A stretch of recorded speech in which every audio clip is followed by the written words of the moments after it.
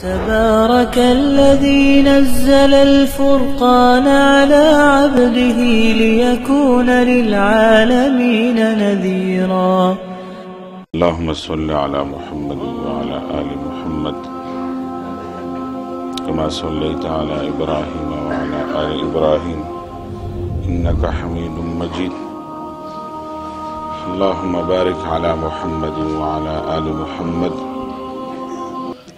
كما باركت على إبراهيم وعلى آل إبراهيم إنك حميد مجيد. دا نبی کریم صلی اللہ علیہ وسلم خلاف چې کوم يهوديانو سازشونه کول دا د بدر د جهاد نه او د بدر د کامیابی نه پس يهوديان ډېر سخت غوسه او مختلف سازشونه شروع کړل مختلف طریقو سره. نو کله مسلمانانو ته ویل چې کم مسلمان باندې به قرض ویل یا با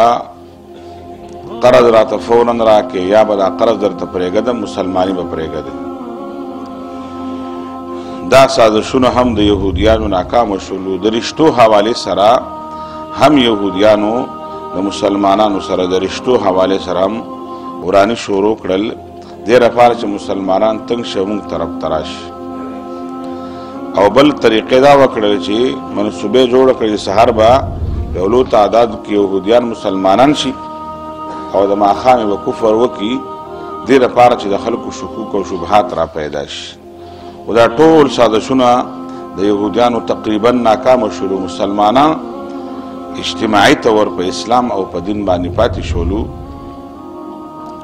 دا د ذوالقعدې او د ذوالحجې میاشتې وي تقریبا دا 2 کاله مکمل شولو د نبی صلی الله علیه وسلم. او د ذوالحجې په میاشت کې داسې وشولو چې الله پاک د عید الاضحی مزهم مسلمانانو باندې واجب وګرځولو لازم کړلو. تاسو مسلمانان به د عید الاضحی ملزم کوئ. با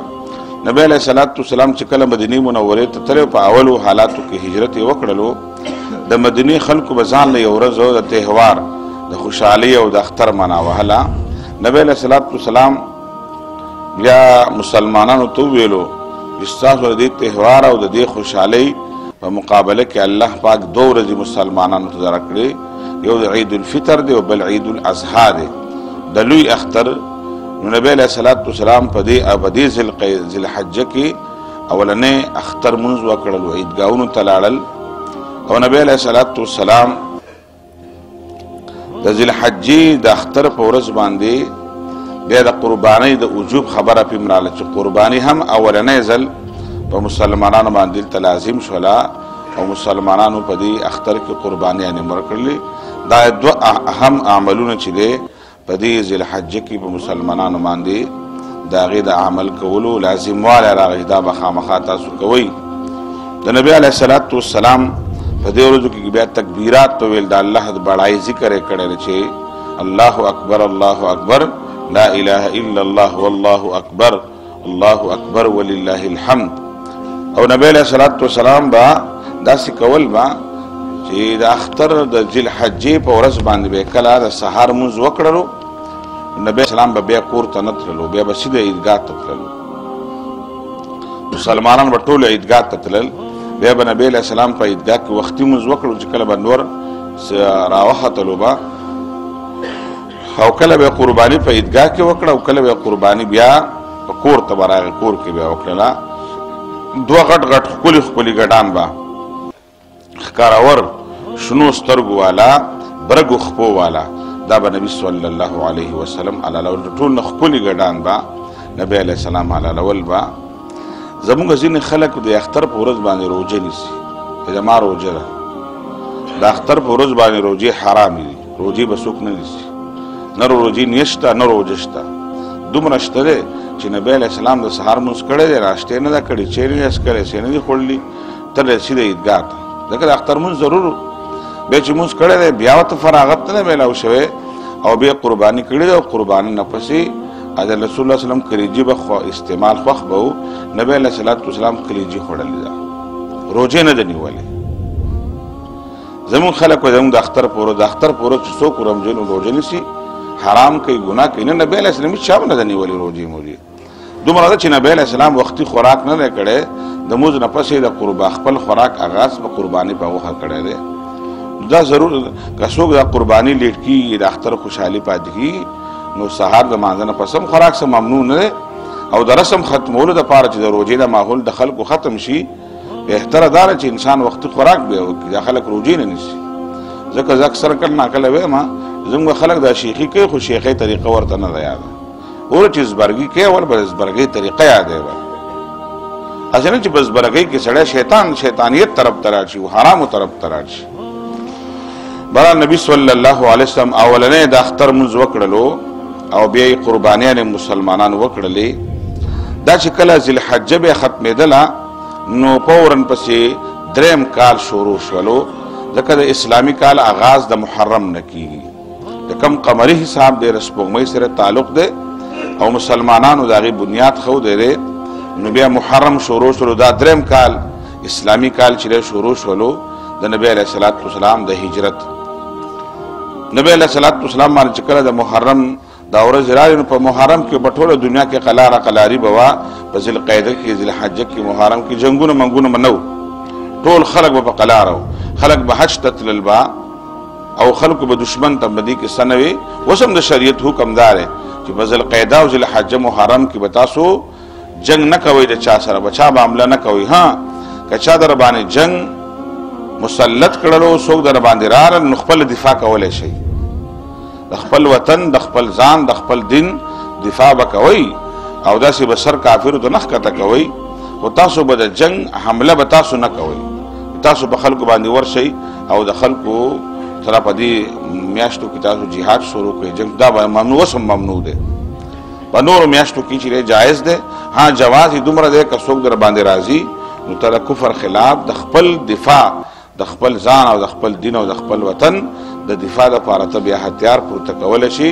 دومره جواز دی په دې دریو میاشتو کې او رجب میاشت کې سلور میاشت کې وسم محترم میاشت دي او په دې کې مسلمانانو لا احترام او عزت پکار دی د هر قسم ګناه نه ځان بچ ساتل پکار دي په دې کې به یو بل اهم واقعه را چې غزوه سویق ورته ویل شي چې ابو سفیان او د مکه خلک ډېر پریشان او د ست طریقې باندې موږ اوس بدل والو زموږ د انتقام دغه ور چې دا سوړ ابو سفیان داسې وکړل ځان سره 200 کسان را واغستل او دا د محرم اختتام دی او د سفر آغاز دی په دې ورځو نو ځان سره 200 کسان را واغستل او رالل د مدینه منوره نه بهر یو علاقه په هغه کې پړاو ورزو د غرونو شاته او د پټ د شپې راغې مدینه منوره ته يهوديان خلته وو د يهودي کور ترغه هغه ته دروازه وټکولاوي څوک لګا یا ابو سفیان ما هغه زه خو د غر کا وسم د نبی له صلوات والسلام په جنگ کې موږ وراشه خبر شو سباله می خیر نشته ده زموږ سره موحده ده او زما به زموږ پیغمبر په جنگ باندې ماړه ورنه ته کولاو نه کړلو به یو بل يهودي او دغه يهودي کور ته ورغه او دته ورته ابو سفیان یو بل پیژندل او دا کور ته ورغه ورته دروازه کولاو کړلا کور ته دنه کړولې په شراب وسکل دا راوي مهمان نوازي و يهوديان هم شراب وسکل بار معاشره کې شراب او په باندې شراب وسکلو او ډېر اعلی شراب به وسکل او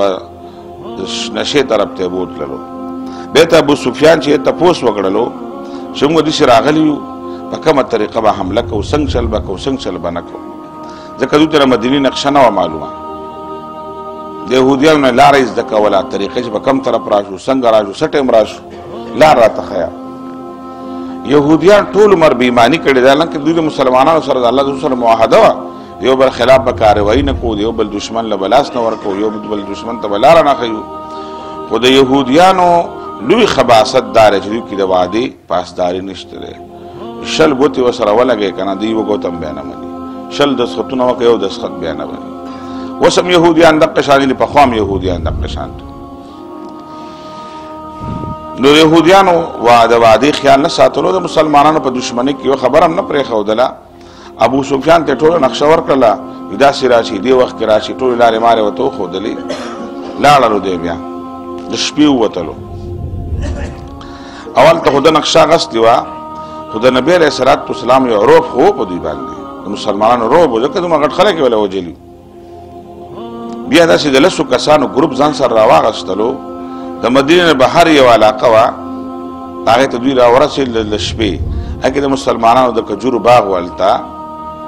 او سحر ټیم خو داسې ده لکه سحر نږدې ټیم و په دغه وخت کې دا د پټي مالک و او یو ورسره خپل حلیف و هغه ورسره آزاد شوی غلام و هغه ورسره پټي له په دغه وخت کې تلي وو نو په هغه زمانه کې اوس هتیار به خلکو نه ګرځول چې څوک راځي په دې وخت کې دوی راغله د 10 کسان د ابو سفیان په قیادت کې او اولې هغه یو د کجورو دیوال غونتي و هغې ته یې ور واچولو بیا هغه باغ ته ور واچولو او دا 2 مسلمانان په دې باغ کې مړه کړل بیا شهیدان شول او دوی دا لږه کارروایي وکړه بیا خوف او ویره او فوراً وتښتېدل نبي علیه صلات وسلام ته اطلاع راغله دغه شان د مسلمانانو باغ ته راغلي ویسېدل د مکې نه خلک راغلي دي داسې طریقې کار د اطلاع راغله نبي علیه صلات وسلام فوراً تیاري وکړله او پسې ووتل نبي علیه الصلات وسلام پسې دوی چې کله ووتل دوی لاره پرېښودې وه او دوی علاقه هم بدل کړې وه او پټ شوي نبي علیه الصلات وسلام بیا بهر چې په کومه علاقه کې پاتې کېدلو تقریبا یو میاشت د محرم اخري ورځې وي او د سفر میاشت تقریبا نبي علیه السلام یو میاشت به د صحرا کې دوی ته تېره کړله یو خو دا چې د نبي علیه السلام طریقې کار دا و چې کله به لاړو شي په منډه ورښکاره به شي څوک نشي راځي چې ځو دا چې د بزدلو د کمزورو خلکو کار به و نبي علیه السلام به یې جنګ هم وګټو هلته به 3 ورځې بیا پروت و که بیا څوک څه خبره کوي چې هلکه موږ وتښتول دوی دا خلک خبرې ونه کړي د دین سپکوالی ونه شي د نبي سپکوالی ونه شي او که داسې واقعه به راغله هلته تقریبا یو میاشت نبي علیه صلات وسلام هلته ایثار و که دوی څه کارروایي بیا هم کوي او سره تګ راتګ کوي چې دوی ته پته وي چې مسلمانان دلته موږ ته پراته دي مسلمانان بیا داسې کول چې واپسي کول د دوی په خپل منځ کې بیا مشوره کړې ده دوی هم یو پټ علاقه کې پناه اخیستې وه نو بیا ویل شي د نبي علیه صلات وسلام د قتل منصوبه یې جوړه کړه بیا د مکې خلکو او ابو سفیان خلکو ته ویل چا غاړه نه کېښودله یو کس په هغې کې بیا غاړه کېښودله او هغې بس دا کار به زه وکړم د نبي علیه صلات وسلام د قتل منصوبه بس دې کس ته کار حواله کړلو نبي علیه الصلات والسلام بیا چې کله واپسي کوله نو دا د خپلو ملګرو سره ګروپ په شکل کې دوی بیا راتلل به خلک به یو بل به یې څارل راڅارل نبي علیه السلام یو علاقې ته راغی خپل ملګري ورسره و نو دا وه د نبي علیه السلام په سفر کې چې د غرمې په ټیم کې به د الله رسول مزل به نه کولو یو خو د نبي علیه صلات وسلام دا عادت مبارکه و د شپې به تهجد کول نو د ورځې به یې قیلوله خامخا کوله په سفر کې به و که به کور کې و که به جهاد ځای وخت کې به یې قیلوله کوله او بل دا چې د غرمې په ټیم کې را سفر به نور به ډېر زیات تیز به و صحراګانې وي ونې کا بوټي به نه و نو خلک به د مزل تنګول به نبي علیه السلام به د غرمې خامخا د غرمې په ټیم کې دې وخت کې به پړاو یو ځای کې غورځولو به ونې به یې کتلې داسې د غرمې ټیم دی نبي علیه السلام سره د ملګرو یوه علاقه کې دمه کوله د غرمې ټیم دی او خلک لاړل څوک یوې ونې نه ته کېناستلو کسه به ګروپ په شکل کې څوک بل یو ګوره ونه وه او د هغې ډېره ښکله سایه وه هغوی وی د الله رسوله بس تاسو دلته آرام وکئ نبي علیه صلات وسلام د هغې سایې لاندې پرېوتلو خپله توره چې ده دی د هغه ونې ته زوړنده کړله د نبي علیه صلات وسلام او چې دوی د نبي علیه صلات وسلام توره زوړنده کړل آرام ورته راغی په دې وخت کې هم دقه کسو چې دوی څارنه کړې وه او نبي علیه صلات وسلام د ونې ته دوی راورسېدل دا فرد راورسېدل او توره راواغستله او په نبي علیه صلات وسلام باندې ګزار کولو چې نبي علیه صلات وسلام سترګې چې دی کولاو شولې نبي علیه السلام بیدار شولو غبراو نه و په نبي علیه السلام به خوف نه راتللو به یره به پرې نه راتللو ولې دا یې عقیده او ایمان و چې زما حفاظت الله پاک دا ورته الله ویلو زه به حفاظت کوم څوک دې وجلی نه شي نبي علیه السلام باندې هېڅ خوف او هېڅ یره رانلله او هغه ته راپاڅېدلو او هغه د خپل یرې نه فوراً تپوس وکړلو چې اوس به دې رانه څوک خلاصوي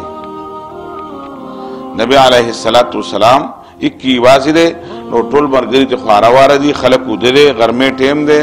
تورتیم دوا غستله نبی علیه السلام د خو یا یقین راغی چې بس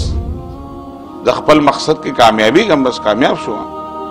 نبی علیه السلام ورته ډېر په تسلی کو د نبی आवाज او الله پاک روح غورځولې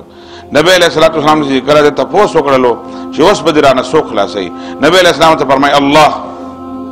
داس یو ډک او رعب आवाज سره نبی صلی الله علیه وسلم د الله پاک نوم واغستلو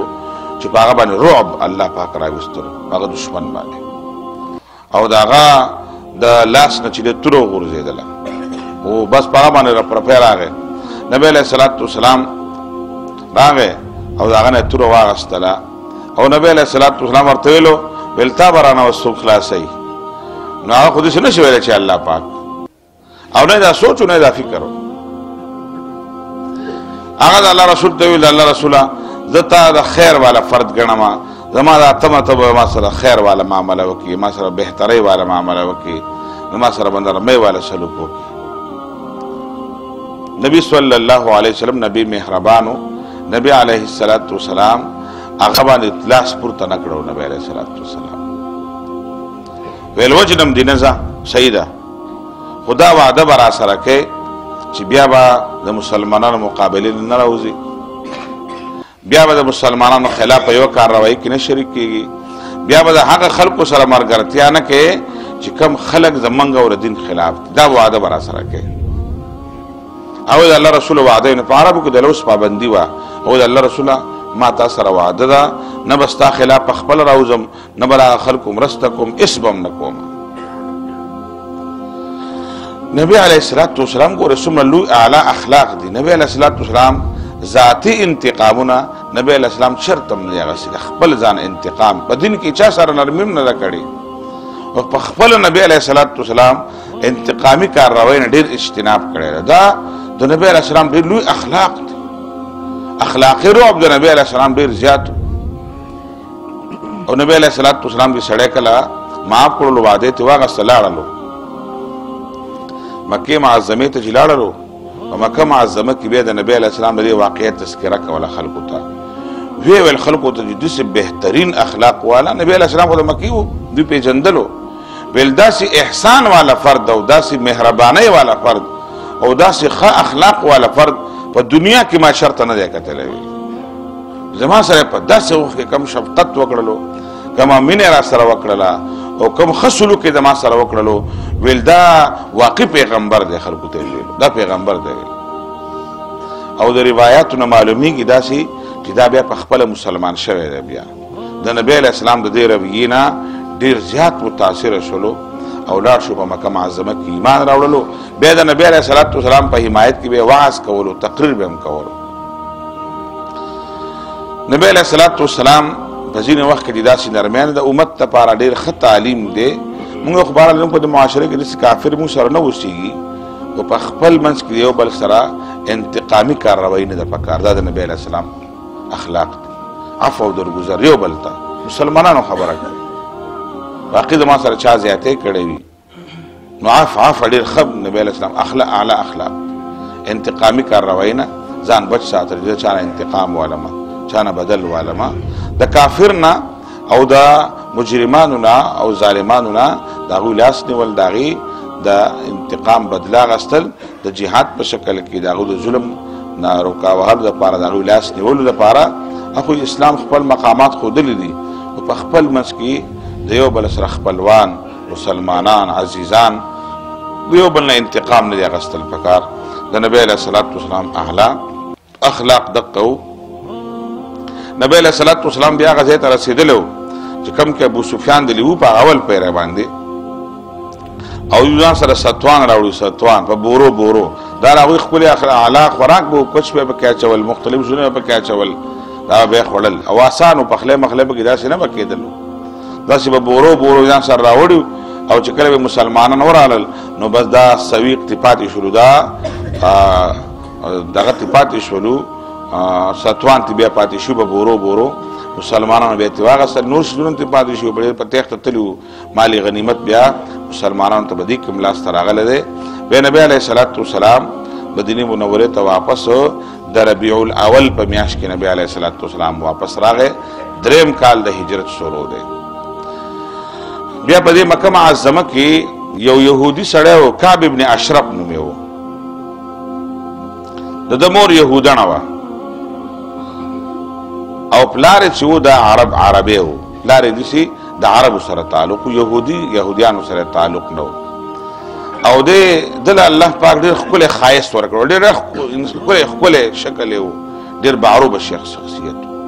بل الله پاک ولا د شعر ملکم ورکړ، شعر به ویلو، شعر و شاعري وه. او په عربو په هغه زمانه کې د شعر و شاعرۍ دومره مؤثره و لکه په دې زمانه کې چې دا میډیا چې کوم ده، اخبارات شو او میډیا او ټي وي شول او چینلې شولې. په دې نن سبا په دنیا کې خلک د اخباراتو او چینلو په ذریعه باندې خلک پروپاګانډې کوي، خپل پیغامات رسوي. نو په هغه زمانه کې د پیغام د رسولو اهمه ذریعه دا شعر و شاعري وه.